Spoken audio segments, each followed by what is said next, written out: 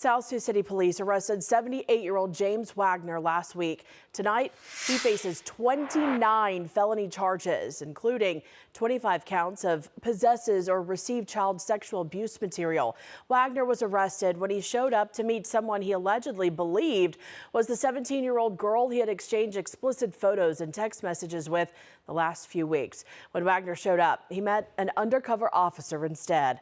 An arrest affidavit says the girl met Wagner on Facebook in September and accepted his friend request. The girl told investigators Wagner messaged her first and asked her to send him naked photos of herself. Investigators say Wagner also sent pictures and videos of himself to the girl. Wagner was aware the girl's parents were checking her phone, investigators said, so he established a code word, Rabbit, that would let Wagner know whether it was the girl he was talking to and not her mother. The teen also told investigators Wagner told her to delete their conversations. Investigators discovered conversations on Facebook Messenger that appeared to have a self-destruct setting turned on, which would cause them to disappear 24 hours after they were sent.